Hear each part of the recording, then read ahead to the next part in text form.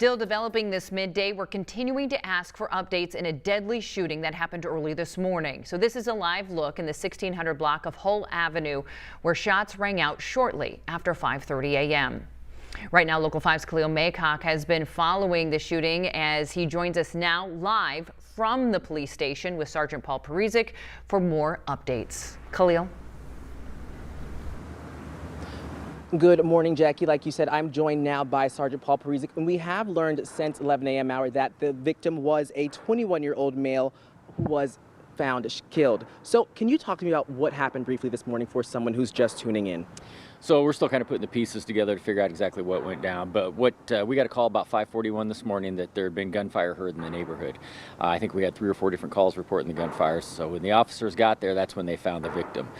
He was seated in a car in a parking lot. They started the best life-saving measures they could, got the medics out there to support them with that, but unfortunately he died there at the scene.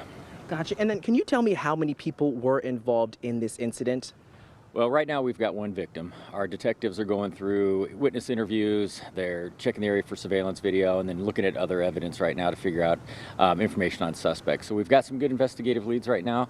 It's just a matter of running them out and seeing where they take us. And then was there any footage that caught anything in the area that you can talk about, or what is the evidence that you are combing through? Well, like with many of these homicides, we've got a lot of evidence to come through. We can't really discuss most of it right now.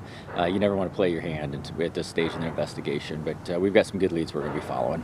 Gotcha. And then since this is an area that has kids, you know, it's 5:30, 5:41, people are waking up in the morning. Is this kind of worrisome that it is a family area?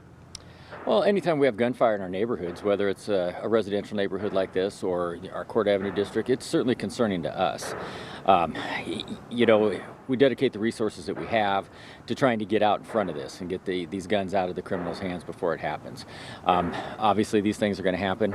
We don't live in a perfect world, but it's certainly concerning, and that's why we dedicate the resources that we do. Gotcha. And then do you know if this was a targeted incident or was it random? Right now, there's really no indication that it was anything random, but we'll know more as we get a little bit further on, but it doesn't appear to be anything random at this point. Gotcha. And last question, did you know, did this victim live in the complex? I'm not aware of where he lives right now. Gotcha. All right, so there you have it. That is the latest from Sergeant Paul Parisic.